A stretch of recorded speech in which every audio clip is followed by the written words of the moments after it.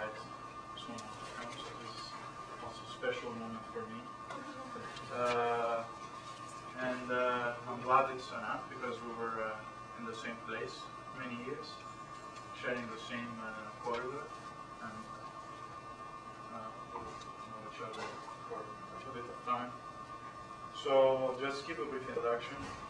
So Anant received his bachelor's degree from the University of California, Berkeley, which was followed by his master's and PhD at MIT. And he has worked in a company, he was doing research in algorithms for a company in San Francisco. And after that, he joined the University of California at Berkeley in 2002, where he's still an assistant professor. And he's doing research in several things. He knows quite a bit of many things, and in particular, problems with delay and feedback in communication systems and wireless communication. So that's the first part of the research. Yeah, so I have two hats basically wear at Berkeley.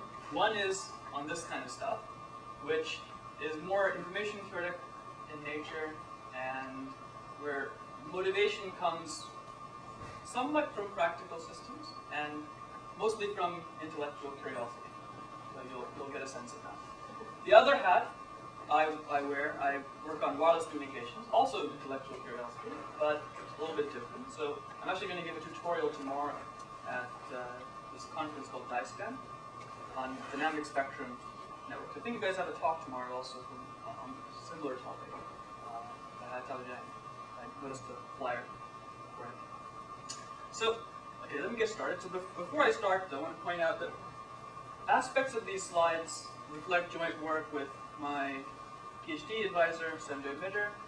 There's a big chunk that are due to my student Tuj Simtek, jointly with Praveen Varaya, and other students and postdocs who've contributed. Some people who did a project in a class. I think their slides actually are cut. They're different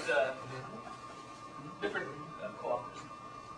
So talk is in three parts. The first is a little bit mathematical, but it's not that complicated. It's meant to show you a picture of a hierarchy of communication problems. So we're used to thinking about, in computer science, a computational complexity hierarchy. This is kind of a little toy version of that for communication, with the idea of really focusing on channel uses. In particular, we're going to focus on where are control problems. Where do they sit? Soon, we'll focus our attention on delay, on the questions of delay, and ask the very basic question, are delay and block length the same? Can you use block length to study delay? Or if you do that, what do you miss? And that's the next part. You can see the answer. Delay and block length are not the same thing, and you do get a difference with feedbacks involved. And finally, if I have time, I would like to give you a source coding interpretation that will help you to better understand the stuff I presented in the main section, which is section 2, and also show you something interesting about selecting role problems.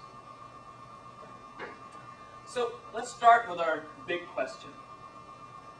Big question is, are all communication problems asymptotically alike? So we have this famous sphere 1 from Shannon, which said that no matter what your problem is, basically you want to abstract it and say you have an information storage which produces a message.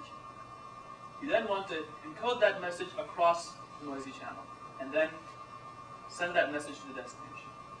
It's an extraordinarily successful paradigm. But what I'm interested in seeing is, well, what else is there? And in particular, I want to understand the issues of delay. So how does delay interact with capacity issues?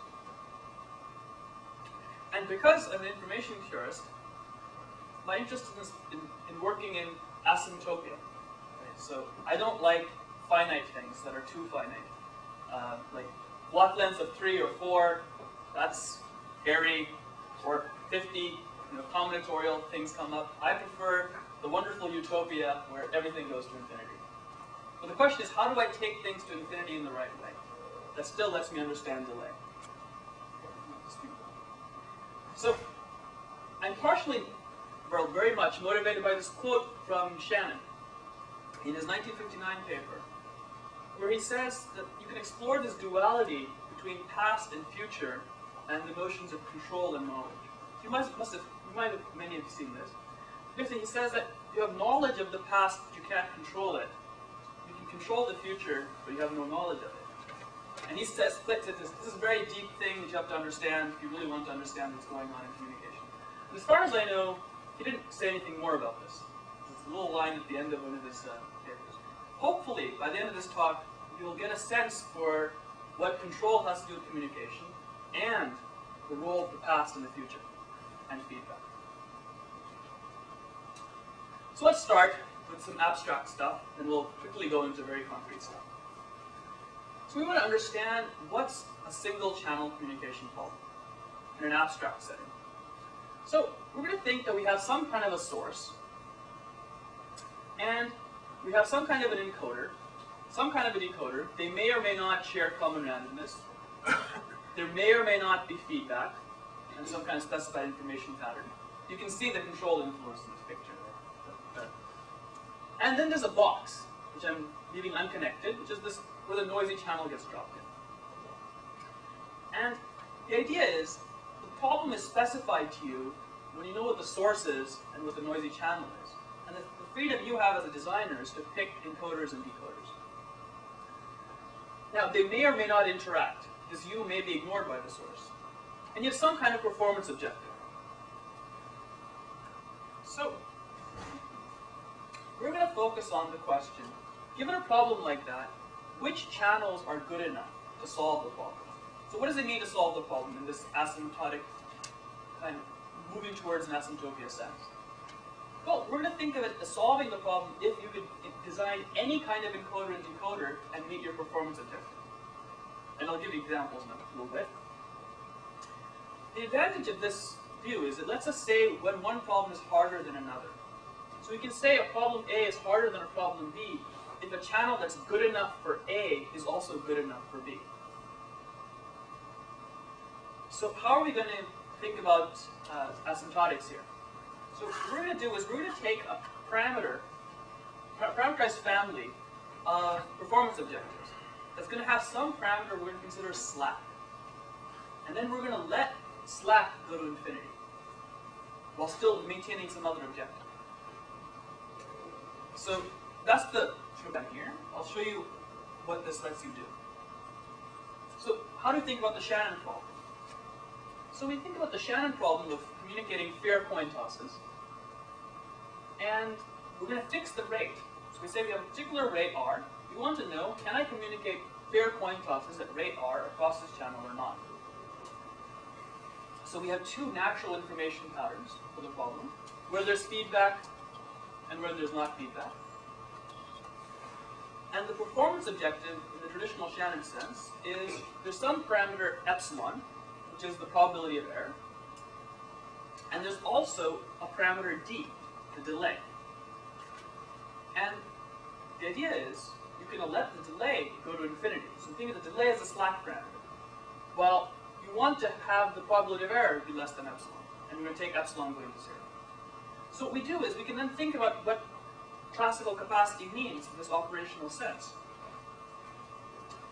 The set of all channels that have capacity R with feedback, or R or larger, better than R, you take the intersection over all epsilons greater than 0. That's the idea of taking the limit of epsilon going to 0. You look at the intersection of all rates less than the target rate, because you don't want to worry about whether you can communicate exactly at the capacity or not. So you let yourself think about communicating at all rates less than capacity. And then you take the union over all delays, because you want to let yourself have as much delay as you need. You don't have to use infinity if you don't need it, but so you just take a union over all delays. And you look at all the channels that solve the problem. And that's really what capacity means in an operational sense. So with this kind of a picture of we can order channels by their capacity. Channels with larger capacity are better in that they solve more problems than channels with lower capacity.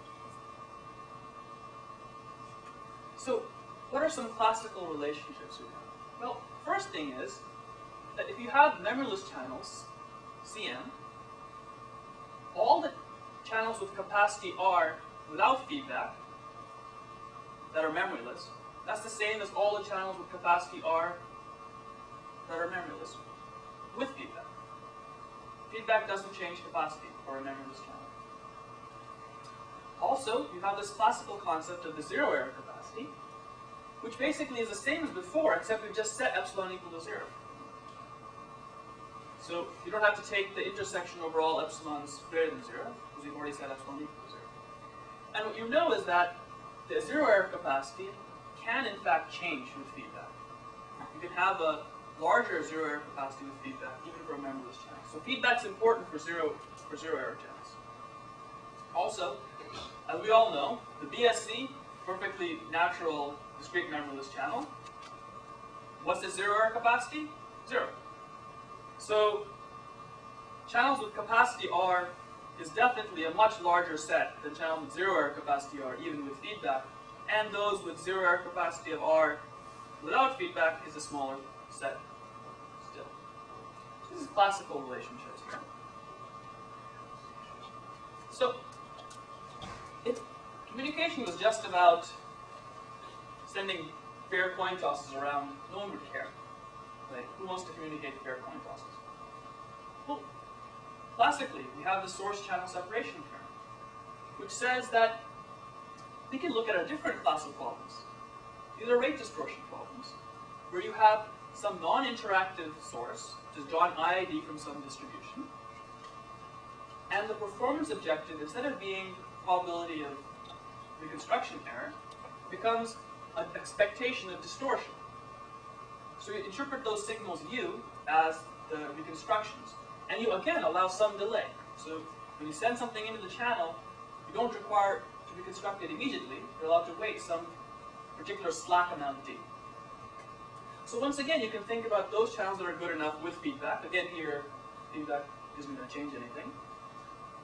So what changes is you take the union again over the delay, because that's the slack parameter, but you take the intersection not over epsilon greater than 0, but of distortions that are larger than the target distortion. So you allow yourself to get, this is the idea of getting arbitrarily close to target distortion. And so the classical separation theorem says if you have a distortion measure that's finite, that doesn't have any infinite terms in it, then having a channel that has capacity equal to the rate distortion function evaluated at D, that's as good of a channel as one needed to solve the distortion problem. So this says that it's not so much that you want to transmit bits in a noiseless fashion, but that you have a set of problems, all of which are essentially equivalent in the ordering that they induce on channels. A channel that's better from a distortion perspective is also better from a capacity perspective, and vice versa. That's the classical picture. So now, what I'm going to do is I'm going to bring a control problem, an interactive control problem, namely the problem of stabilization, into this and ask, where does it sit? Does a stabilization problem induce the same ordering on channels that communicating fair coin tosses does, or not? So, divide this up into a few little sections. Introduce the problem. I'll show you why classical capacity is not good enough, so it does in fact induce a different ordering on channels. I'll show you the right kind of communication problem that corresponds to this, a problem of delay universal communication. And I'll close with very simple implications before moving on to the main section of this topic. So, what's a simple control problem? Notice, it's very much like the original picture. You have a plant. That's your information source now, it's a plant. Your encoder is actually something which observes the plant and sends something into the channel. Your decoder is actually a controller, and the U signals are not meant to be thought of as reconstructions of the X, but actually as control inputs. I'm going to assume that the system has the dynamics in discrete time, given as follows, that it has some lambda greater than 1, so this is an unstable system, it wants to go up to infinity, left to its own devices. and is driven by both controls and some external disturbance W. And following a traditional control perspective, we'll say this thing has some bounded initial condition and some disturbance W, which is also bounded. Now, what's our performance objective here? The reason we have to talk about this, we have to ask, if we want to have an information theory, we have to have something that's slack, something that we can let go off to infinity so we can take appropriate limits. What's the natural candidate here? Well, what we're going to think about is stability. So stability is kind of a binary thing. You're either stable or you're not. And what does it mean to be stable? I'm going to say stable if the ADEF moment is finite. So you have a different sense of stability. You can have stable in the second moment, stable in the first moment, third moment, fifth moment, square root of 2th moment, lots of different moments, lots of different senses of stability. And we're going to say that you have to keep this square root of 2th moment or whatever less than some constant k. But the idea of slack is we don't care what that constant k is. You need to have a definition of stability in terms of a moment, or could you also handle the existence of a probability distribution? It's a good question. Yeah, actually we can. I do it this way because it'll naturally make a connection to something else. But yeah, if you have just any distribution, I'll give a general result, which says you have so idea is you want to have the CDF, let's say, for x in the limit bounded below some other function. Yeah, we have statements. We can say things like that. But it turns out that these are very natural, because it turns out for discrete measureless channels, you're stuck with this. You'll have some moments, but some other moments won't work. So the first thing we do is we ask, does this problem have the same ordering that Shannon capacity does for channels? So, for example, if you give me a BSC that has a larger capacity than another BSC, well, it's still better. But the nice thing about Shannon capacity is it lets you compare BSCs to binary erasure channels or to Gaussian channels. So the question is here, what about a Gaussian channel? Give me a Gaussian channel with a certain capacity or a binary symmetric channel with a certain capacity. If they have the same capacity, are they both good enough for this problem or not? So, the way you see that it's not the same order is you pick a channel that has infinite capacity, and you show that it's not good enough. Because if a channel with infinite capacity isn't good enough, then literally capacity is not the right measure. Unless nothing's good enough, right? So let's think about the following simple example. System wants to double at every time step, and the noisy channel has infinite capacity in that it takes a real number in, and it takes that real number out with probability 1/2. But with probability 1/2, it just completely erases that number. Just sends a 0 out. So if you're faced with this problem of stabilizing a system over a real erasure channel, the design is obvious. There's no other constraints. So what are you going to do? Well, you can send any real number you want, so you just send the state. If you receive the state correctly, you have no constraint on how much control effort you're going to apply, so you might as well just try to drive the state exactly to 0. If you receive nothing, there's nothing you can do.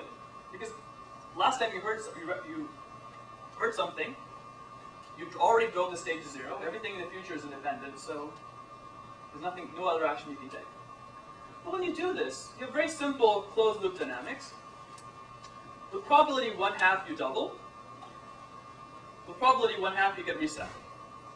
So is this stable or not? Well, remember, this is an erasure channel with IID erasures. So because of this, any long sequence of erasures is possible, though unlikely. Well, immediately you know for this, there's only certain kinds of probability distributions you can stay within. In particular, you have this bound, that if you think about worst case disturbances, the probability that x is larger than something is dominated by having a sequence of erasures all in a row. The probability of erasures all in a row is 1/2 to the n. But if you suffer those erasures, your state's gone off to 2 to the n. So you get the simple 1/x type of bound. So this in particular, if you have a CDF, a complementary CDF like this, you're not going to have a second moment. Easy to see. You're not even going to have a first moment. So it's not stable in the first or second moment senses. Could be stable, in fact it is in the half moment sense. So, but the capacity is still infinite. So something tells you, for these kind of problems, capacity is not the right concept. So what is? Well, first thing you can do, and you might have seen this already, is you can just verify that maybe no channel works. Maybe you're just stuck. If your system wants to double like this, you might as well go home. Well, that's not true, because it's only doubling at every given time step. So as long as you can cut the uncertainty in half as time goes on, you should be okay. So basically, as long as the rate is larger than 1, say 2, but noiseless, you're fine. So a noiseless channel, for example, with capacity 2 works, but a real erasure channel with infinite capacity doesn't. So now we have a problem. So what does it take? To understand this, what's required, you can think about the state as the sum of two different components. It's a linear system, right? I mean, the control can be nonlinear, the channel can be nonlinear, but the system itself, the open loop system, is linear. So it has two different components. One, which is the response to the disturbance, the W, and the other, which is the response to the control, call that X tilde. Let's think about that response to disturbance. If lambda is 2, you can think about the response to disturbance as, at time t, as being a sum from 0 to t of 2 to the I W t minus 1. But that's just a binary number, an integer, if you think about W as being 0 or 1. So what's happening is you have this integer that's shifting and having a new thing dropped in here as time goes on. For this thing to be stable, X tilde has got to be very close to negative X check because of the sum. So that tells you that, in effect, what the controls have to do is they have to estimate this integer as time goes on. And moreover, the higher order bits of this integer represent earlier disturbances. So think of it from the point of view of the control. The control has to get the earlier disturbances right. Because if it gets the earlier disturbances wrong, you're going to have an error in a high order bit, which is going to be a very large real number. And that's not allowed. You want to keep this thing small. So this tells you that what you require is this kind of unequal error protection, in that the communication system, effectively the controller here, has got to get the earlier bits right faster than it gets the later bits right. Because if it gets an error on a later bit, it costs you much less than an error on an earlier bit. So this can be formalized, and you have to do some work. And what you get is a communication problem that looks like this. Yeah. So you may be premature, but I have not put my observation. You tell me if I'm wrong or not. Sure. You said that the infinite capacity property of the channel you chose was the thing that showed that it's inadequate. Yeah. Could it be that it's the time invariance of it? Because, I mean, if it is a time variant channel, it might be good enough. Okay, so the example here was, I didn't want to introduce any time variation. The idea was I wanted to go with the simplest possible example that would make it clear that just looking at the channel's capacity is not enough. Now, you're saying if we added time variation, so what would the time variation be? You could have time variation by having the erasure probability change with time? Yeah, for example, my question came up because of your remark that, it should have an equal error protection as the bits come in. So if you have a channel that has different properties as time goes on, it might do the job. Yeah, that's true. So the idea here wasn't to say that no real erasure channel would work. Certainly a real erasure channel would work if the erasure probability was low enough. It turns out that's good enough. Or, of course, one that would have the erasure probability getting smaller and smaller with time would be good enough. idea is just to show that just capacity by itself is not enough. And this is meant to show you that what you kind of need is you need to have a system where earlier disturbances quickly become settled across the channel. The other side knows what that earlier disturbance is, so he can knock that part out. Or definitely a channel whose input is the output. Output is the input will do the job. It is still attacking it. Yeah, of course. So that shows that. Yeah, but that's the case of two things, both with infinite capacity. So here the idea was, look, you have something, infinite capacity doesn't work, something with finite capacity that can work. What kind of thing do you need? So a noiseless channel, that always works because you kind of get these bits perfectly. Even if you might not know this one, you get the other ones, so you're always fine. So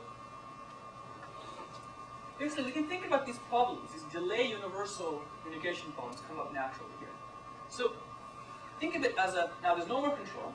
Think of it as a Shannon problem. Fair coin tosses are coming in at some rate r, except we're going to reinterpret the signal u. Instead of being an estimate for a particular bit with a particular delay, we're going to think of the u as being an estimate for all the possible x's. So you don't have to just get the bits correct. You have to get all the bits correct. But you don't have to get them all correct equally. You have this unequal error protection requirement that the probability of error on bit I at time I plus d has got to be exponentially small in the d, the delay. So you've got to get the bits correct. You've got to get them all correct eventually, but at this rate. This is like just coming right off of the previous one. This is the natural communication problem that corresponds to that one. You can think of this as kind of you have to get a correct probability of error decay with delay, but universally over delay. You have to work for all delays simultaneously. But you have a slack parameter, k, the constant out in front. Exponential in d, but you don't care about the constant, meaning you can get it. For low values of delay, there's no guarantees, but for as delay going to infinity, you have the guarantee. Again, similar setup. Look at all channels that achieve this. So you take the intersection over all rates less than r, just as we did for Shannon capacity. Now, you can say, well, what about the alphas, the exponential rate? Well, you can take the intersection over all alphas that are smaller than an alpha, because a larger error exponent is easier to hit, it is harder to get than a lower one. So, and again, you take the for all the slack parameters. So we call this the anytime capacity, because it says you have a target rate of decay alpha. You have to have the probability of error die at least at the rate alpha with delay. What's the best capacity you can give me with that constraint? So this is another way of looking at a communication problem. And this induces a different ordering on channels. Now it turns out that this ordering on channels is the right ordering on channels, and that's the same ordering on channels induced by the control problem. Why do we need the exponentiality? Good question. The reason we need the exponentiality is that the plant is unstable and is trying to explode exponentially. So you have to kill it faster than it wants to grow. With a higher exponent. Higher exponent. And that's what essentially the separation theorem for these kind of things tells you. It tells you that basically if you want to stabilize a system with a particular lambda in a particular moment sense, you require an alpha of at least eta times log of that lambda. Because that's the rate at which the moment wants to explode. You've got to kill at least faster than that. On top of that, you need a particular rate. What rate? The natural rate at which this thing is generating information, which is log lambda. So the necessary condition is that to stabilize the eth moment, lambda, you need an alpha at least this big. The channel has to be able to support it. If it can't support it, you can't stabilize. There's a general version of this, not just for moments, which says if you want to hold the complementary CDF of x, absolute value of x, bounded by some f, then the probability of error as a function of delay has to die at least as fast as f of k lambda dt. That's the general version of this. Now, if that's the necessary condition, there's also a tight sufficient condition that matches it. So that's basically, as long as you have any alpha larger than this critical value, with an anytime capacity that's strictly greater than log lambda, the usual thing in communication, in information theory, right? The necessary and sufficient conditions are different by less than equal to replaced with less than. The equality case you don't know the answer for, but for everything else you do. If you have that, then in fact you can stabilize the system. So this is this delay universal problem, which if I introduced it by itself would seem kind of artificial, turns out to be essential if you want to do control of unstable systems over noisy channels. So there's some implications, which I'm seeing the time's running, so I'm just going to skip. Basically it tells you if you want to control any kind of system over a noisy communication link, if the noise is a DMC of any kind, or anything that behaves like a DMC, for example, a peak power constrained additive white Gaussian noise channel, you're going to be stuck with a power law tail in your distribution. It comes out naturally from this from the general version of this theorem, and other minor implications.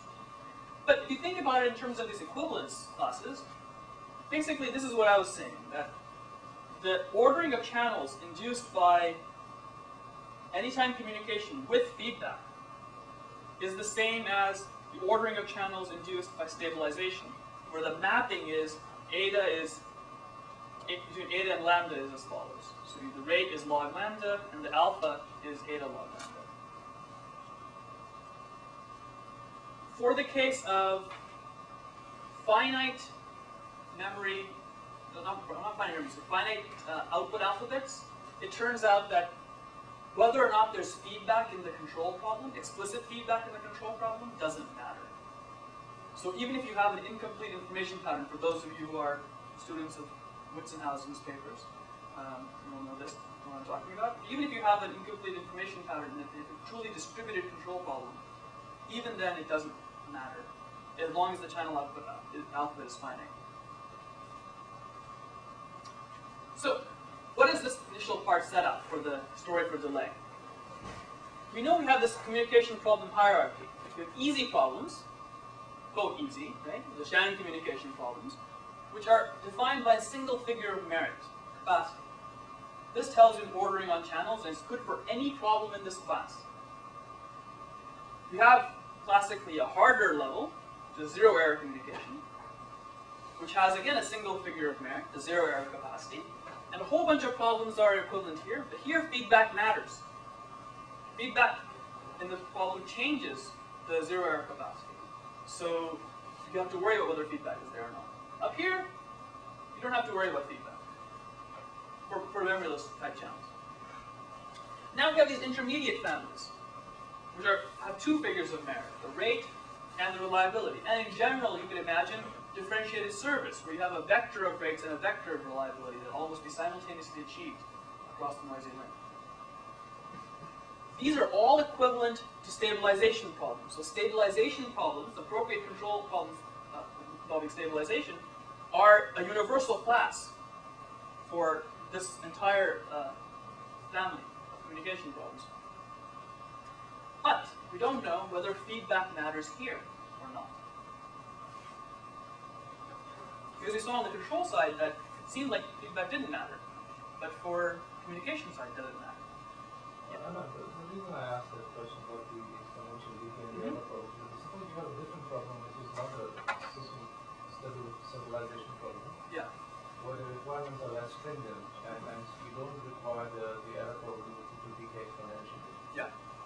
Say some other function polynomial. Does your anytime capacity still cannot be any better? Is there something of that sort? So it turns out for polynomials,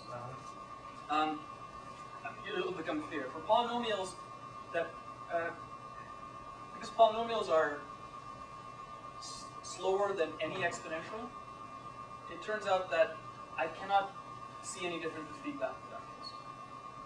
So in that case, you could still set up, you can still define these things. And in fact, I think those definitions might be very important in cases where you have something else, maybe it's fading or something, that would be knocking you down in a different way. It's not this large deviations type things. The reason the exponential stuff's coming is because we want to think about large deviation events, which will always have these exponential error probabilities. So I think one could probably make a theory like that. I haven't done it, because I haven't seen a problem where it comes up naturally.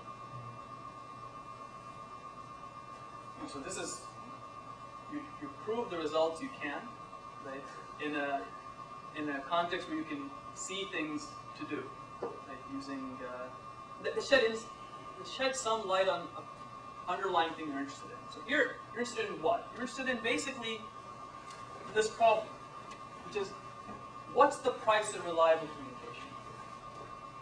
And it strikes me that the most fundamental cost is delay. Because all these things work because you're using the laws of large numbers. And the laws of large numbers let you smooth out whatever variability the channel is introducing. So even if you had infinite computation, infinite memory, everything else can go to infinity. Of course, not infinite signal power, but infinite. That's bounded. But you still have to pay the cost of delay. And what I want to understand is, well, what does delay buy you?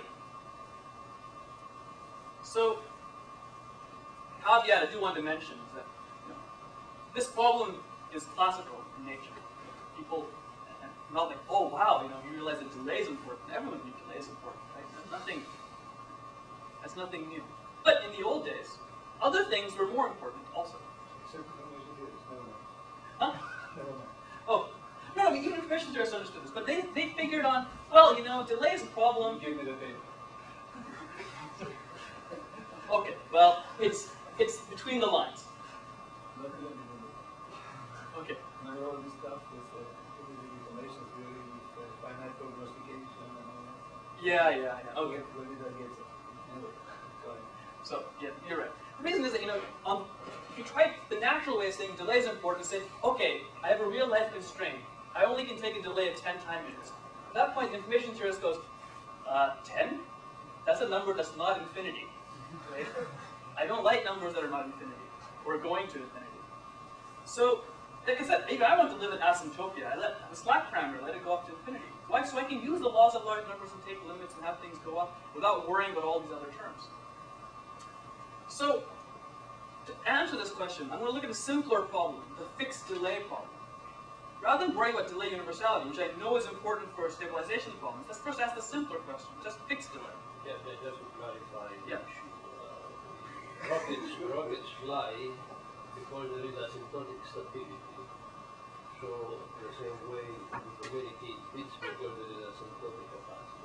No plane flies because of asymptotic stability. They use many modes. I can bring you the manual from Honeywell and from all the design. What stability means? No, that's true, right? This control theorists will say, well, look, that's one kind of stability you're doing, right? But I care about something much more strict. And I say, yeah, I know you do, I know it's important, but I don't know how to answer that question. There's a question I can answer, so I'll answer that. You do what you can. Right? So the question is now, you want to understand that delay is this fundamental cost. And is it enough to study delay to study block codes? Because block codes are the natural first step to study for communication problems. Because you can see the laws of large numbers directly in the block code. So I'm going to go through a bunch of stuff involving the binary erasure channel as my favorite example.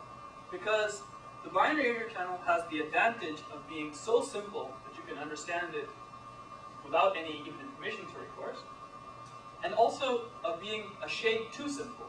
That doesn't actually have all the complexity of more generic situations like the binary symmetric channel. But it makes life easy. So think about the binary erasure channel. With perfect feedback, you have this very simple achievable scheme, which is just take a bit, retransmit it until it gets through. So you have feedback, so you know if it got through or not. If it didn't get through, you know it didn't get through, he knows it didn't get through, send it again. And you have this nice geometric time till success. And so, notice this is like one size fits all with feedback. You get, works regardless of the erasure probability. Every bit will get through. And it'll get through as soon as possible. So now, in order to get a study of block lengths being a good proxy or not, with delay, we're going to first talk about the erasure case, talk about block codes versus general codes. This will talk about someone who did look at this, Pinsker, who looked at this problem. Unfortunately, there was a problem with that. So, if you think about fixed block length coding, you know you have these two basic bounds. The random coding bound, which tells you what you can achieve with a random code, and the sphere packing bound. So the sphere packing bound for the erasure channel is very intuitive. It says, look at the divergence between 1 minus r, this is in bits, and the erasure probability. What does that mean in English? It means if the channel erases more bits than you had slack, you're dead. In other words, if you have 10 bits to send, it only lets 9 bits through in your block, you're dead. So, what happens with feedback? Well, it's pretty clear. Even if I told you in advance, not just, as time went on, I told you in advance the channel is going to erase the following symbols. You just say, get up now. Right? The channel is going to erase so many bits that I can't even get my entire thing through. I know I have an error. Feedback cannot save you. So this observation turns out is not just valid for the binary symmetric channel. Grushin showed that for all sufficiently symmetric channels, basically channels whose output probabilities are permutations based on the input letter, the sphere packing bound is unchanged with feedback. So the binary symmetric channel, the binary erasure channel, anything that's symmetric, feedback cannot help you. In general, Hartunian proved a bound, which showed that you can do a little bit better than that bound. Same basic shape, a little bit higher for asymmetric channels. It's a very pessimistic result, right? Feedback doesn't improve your capacity, it doesn't even improve your error exponent. So then, this is the standard picture. What about non-block codes? Because the problem in the block code is that every bit has the same deadline. It's not that the earlier one has an earlier deadline. They all have the same deadline. But you think about that, right? The block code actually, in a sense, has actually a larger permitted delay. The first bit is basically allowed to incur the delay twice. It has to wait for the entire bit the block to assemble, and then the block goes across. Well, it turns out that when you think about a non-block code, where you target a particular probability of error, you have two results. First is that you can achieve the block coding random error exponents with delay using convolutional codes. That's the first result. And then Pinsker, with that stage set, studied the problem in 1967. The usual, no offense, people might be much smarter than me. I find a lot of the PPI papers near impenetrable as you try to read them. This is one of these near impenetrable papers. But he studied the problem and has two theorems, among others, saying that the block error probability exponents continue to govern the case, the non-block case, and the same thing happens with or without feedback. Brief review. If you have a non-block code without feedback, natural one is a tree code, or an infinite, simplest idealized case, an infinite constraint length convolutional code. And if the decoder does ML decoding, you have this nice property that disjoint paths are pairwise independent of the true path. So if this is the true path, and this is the path you're considering, it's pairwise independent of the true path. Because of this, the Gallagher's analysis of the random coding error exponents continues to apply, and you attain the random coding error exponent. The important thing here, coming back to that past-future business, is that the dominating error event involves the future. So if I'm thinking about this bit here, the dominant error event involves the channel after that bit has already arrived. Nice thing is that you can achieve this in a delay universal way. If you had infinite constraint-led convolutional code, you get every bit correct eventually. Great computational cost, but you do. So, what did Pinsker do to have a bound for the non-block case? Well, we know we have these bounds for the block case. You wanted to use them. So, what he said was, consider a code with target delay d. Let's construct a block code out of it with some block length that's much, much, much larger than d. So large that final, the overhead of that termination thing doesn't matter. So instead of considering the decoder we have, we're going to consider a new decoder, a decoder that has access to Gini information. What the Gini does is it tells, that's what this path down here is meant to represent, it tells the decoder after it's already committed to a bit whether he was right or wrong. So suppose the target delay was 10. At time 11, it tells it what the first bit actually was. At time 12, what the second was. After it's already committed, he gets to find out whether it was right or wrong. This is clearly a more powerful class of decoders. So any bound that works for these works for the original class. What you see if you do this, though, is that at this point, for the case without feedback, if I know all the actual bits in the distant past, I no longer care what the channel uses, what the channel outputs were in the distant past. Because the distant past channel outputs only depend on what noise the channel induced and what bits I was actually sending. But if I know the bits, I don't care about the noise. This says that the error events for the geniated system depended only on the last D channel outputs. So now what you do is you say the sphere packing bound is the bound that says if the channel I had chose to imitate another channel, a channel that actually had too low of a capacity, you're dead. So now this says it only has to imitate that for D. And it's the same channel to imitate. So the binary erasure channel case, you imitate a channel that's erasing too many bits, you'll have trouble. Now, Pinsker said, that's a rough scale. I mean, you have to use an appropriate data processing inequality and stuff in the details, but that's the rough idea. So Pinsker said, look, this thing only depends on the fact the channel to be imitated has a capacity that's too low. And we know the capacity of this imitating channel doesn't change with feedback. So my bound continues to hold with feedback. So, before with this very quick, does anyone know where the error is in that argument? Just from hearing it here. I mean, I don't expect it's kind of an involved argument, but can anyone see where things can go wrong? Well, I'll tell you. What goes wrong is that from a mathematical point of view, is that the conditional independence of the past channel outputs on the current data bit, conditioned on knowing the past actual data bits, that doesn't hold anymore. Because the encoder could actually be using those past channel outputs if there was feedback. So that's the technical reason. I mean, but it just sounds like a technicality. Well, the problem is we have a counterexample. It's not just a technicality. So think about the binary erasure channel case, and we'll get the sense of what's going on. Think about rate 1/2. Rate 1/2 is really simple. Because in rate 1/2, you just have a simple birth-death chain. So what's the natural code for rate 1/2? Have a bit, put it in a queue, have a geometric service time.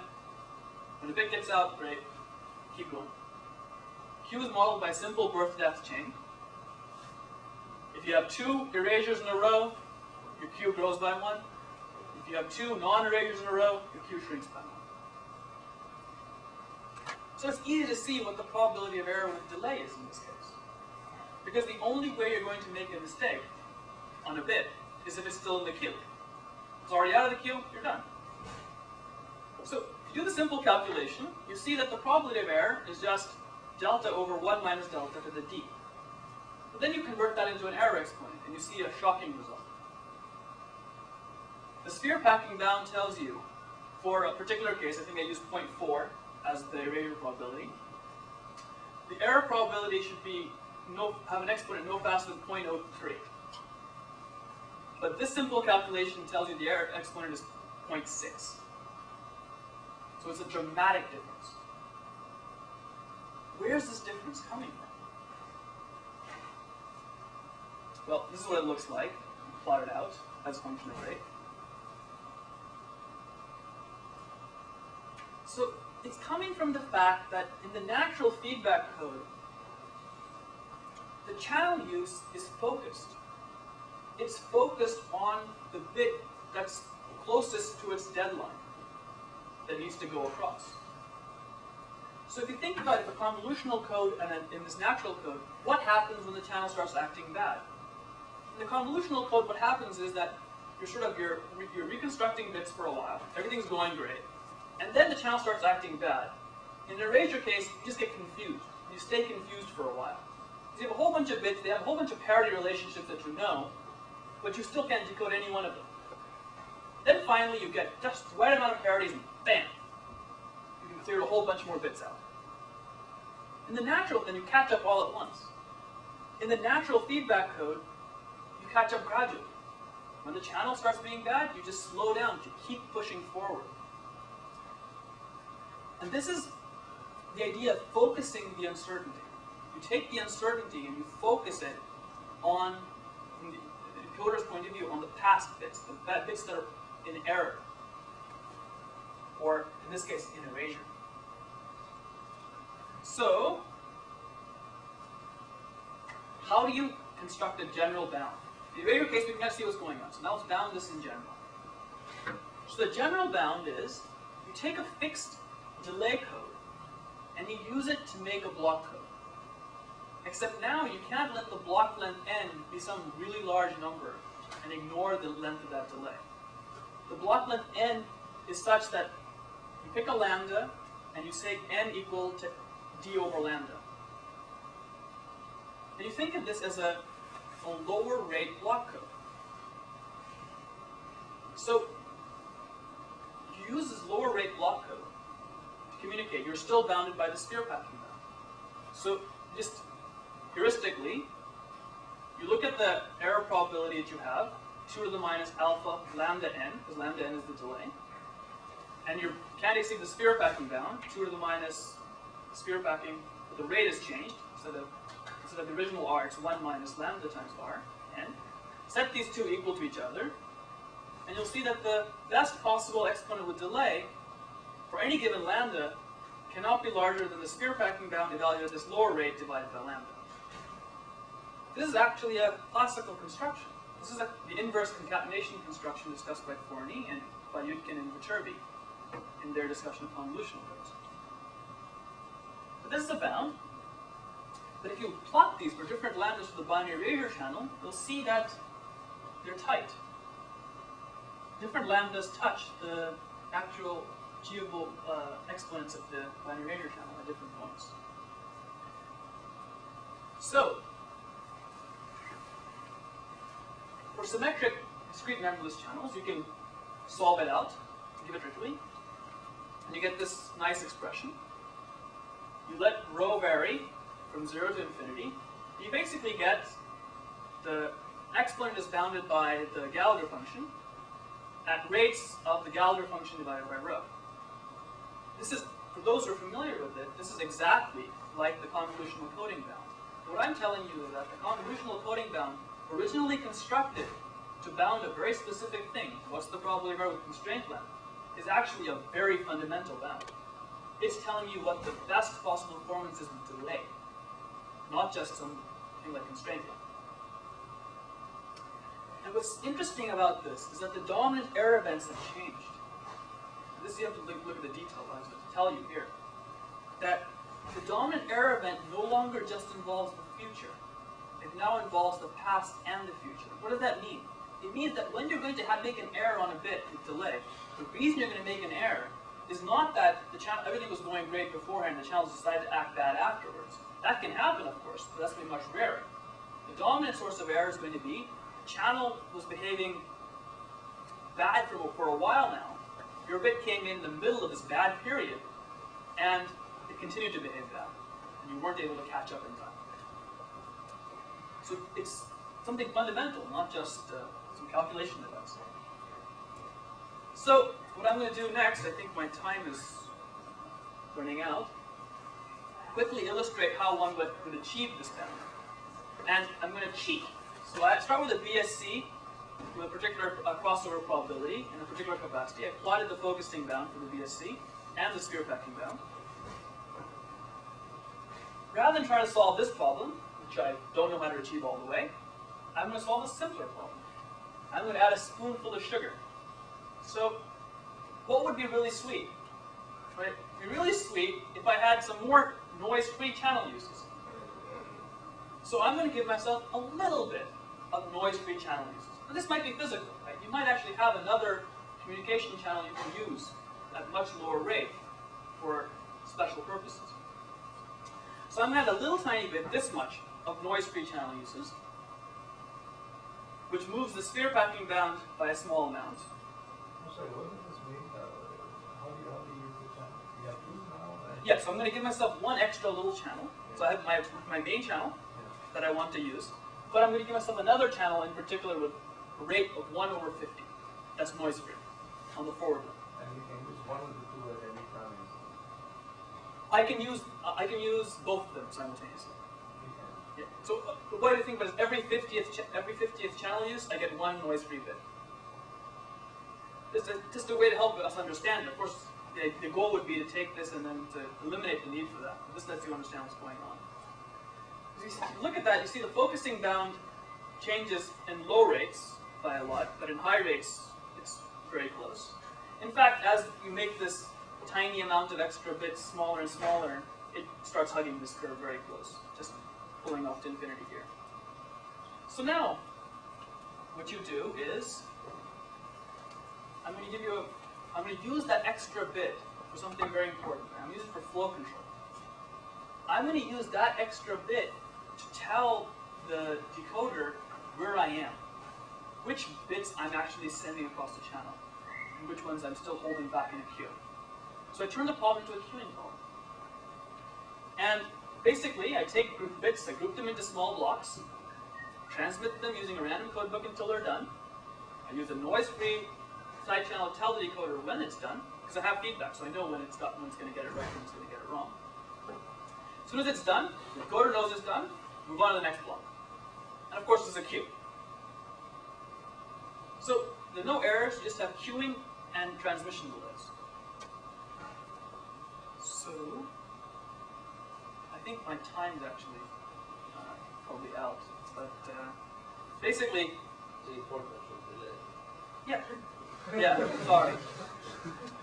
I should have tried to pack in too much. But, basically, the reason it works is that the Gallagher function has an operational significance.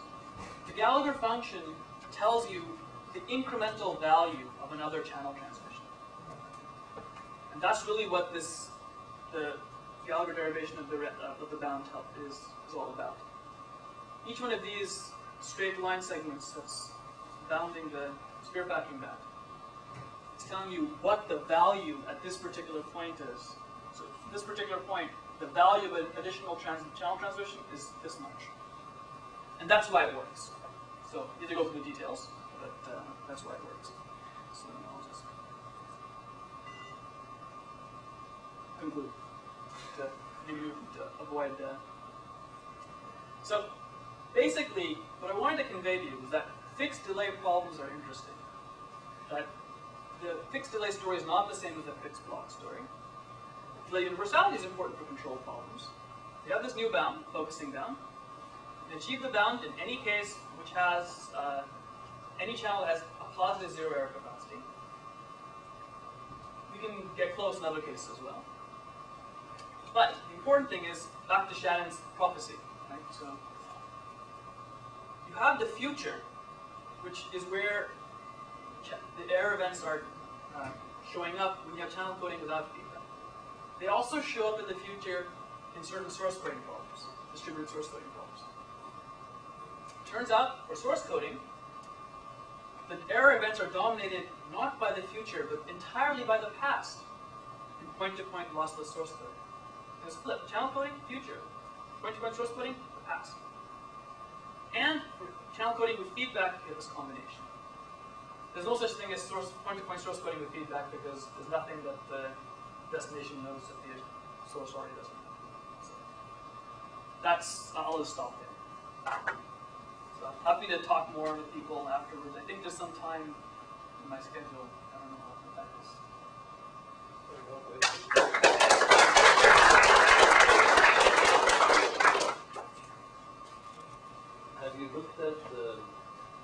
turbo codes,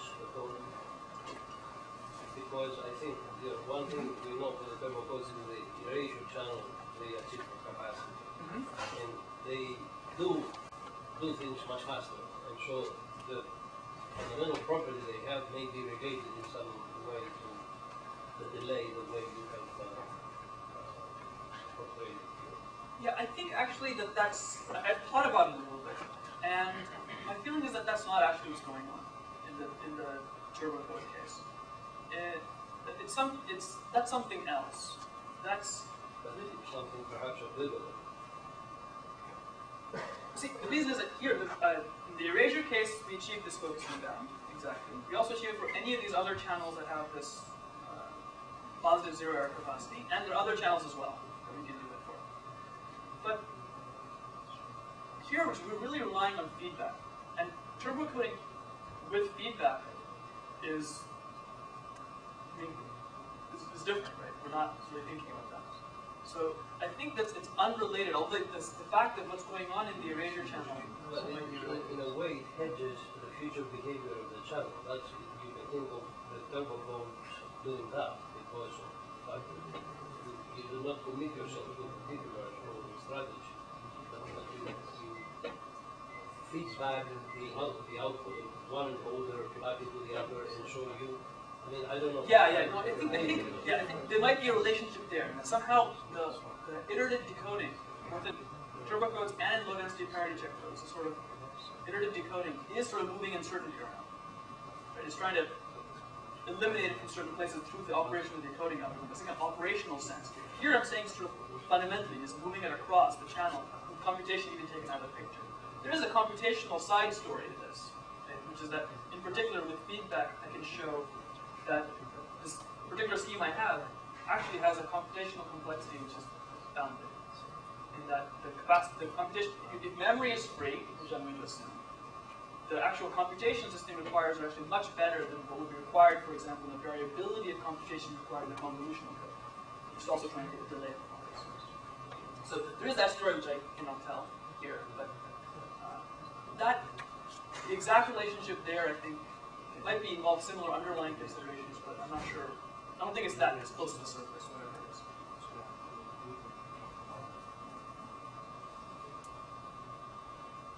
So I look at three measures, right? Yeah.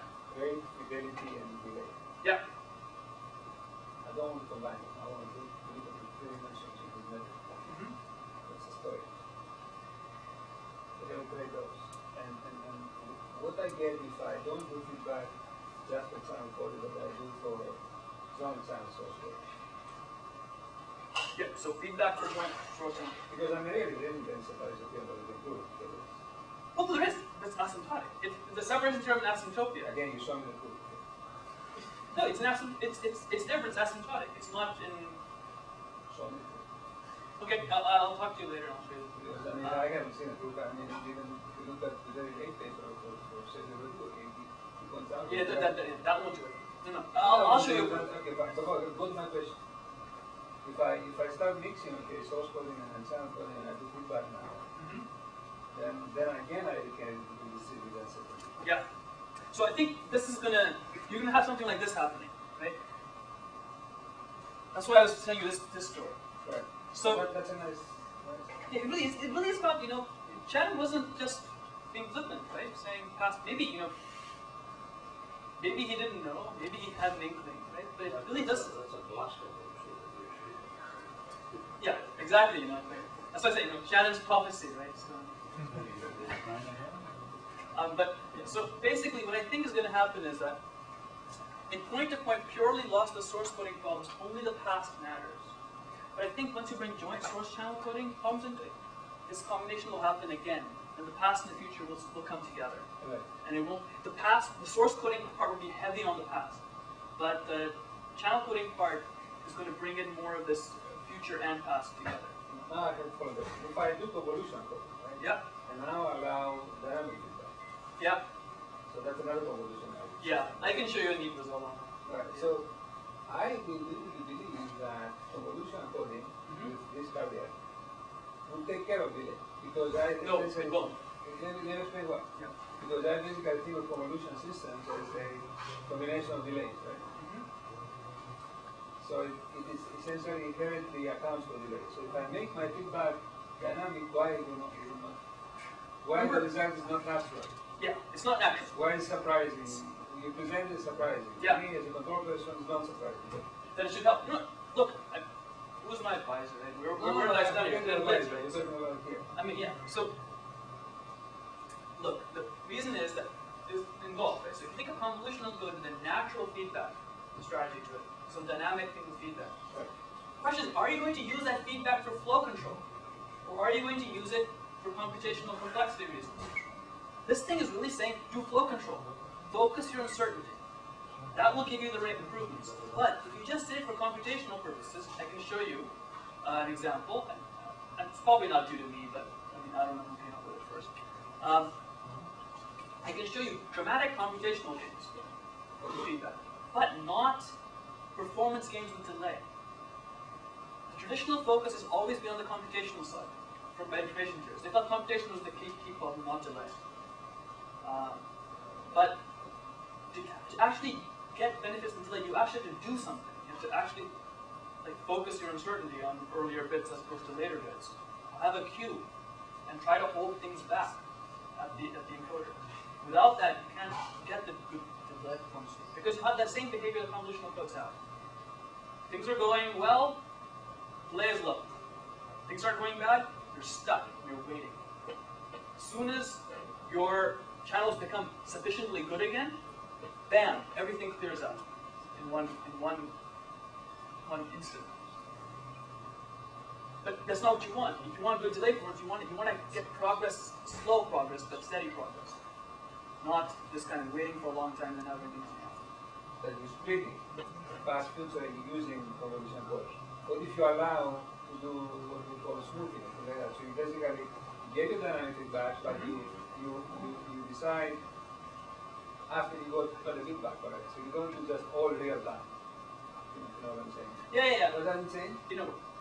If you're not doing flow control, you're not changing the amount of uncertainty that the encoder is communicating, you will not get an improvement. You have to hold back. You have to say the encoder is going to decide that this bit just isn't as important to the decoder right now. I'm going to hold it back, and the decoder has to know he's holding it back so that he can decode something smaller. That's the. I'm thinking usually if you push, if you put essentially finite time dynamics into the story, in the way we do in the controller where I have to estimate something and then use my control on the estimate, that would happen naturally. Yeah, exactly. Yeah. If you do that, it will happen naturally. Right. Because naturally it will happen that the high order bits will be the high order bits. And the high order bits will be the paths. And you will naturally, just by doing a rescaling in any supervisory control setting, in fact, at NTNS, I'm going to hopefully present exactly a translation of the results from that language, which will be natural sort of hierarchical thing. One more question. In your formulation initially with the capacity of the channel, what kind of clash of channels did you allow? Is it arbitrary or was there some? The goal here was simply an interpretational one. Yeah, so I was thinking of memoryless channels. Memoryless channels. You could do the same story for channels with memory and think about it. I mean, in the sense that what you want to do, the idea was to present it as you have a class of problems, of which the Shannon problem is one, rate distortion problems are others. You want to understand to what extent this class of problems are all equivalent to each other, the same way that graph coloring was equivalent to the traveling salesman problem. Yes, but it matters what kind of channel you allow. Yeah. I think that for all the traditional separation results involving independent channels, the sources and channels are independent, I think the same story will just go through. Although with, as long as the two are independent, I think everything will go through the same way.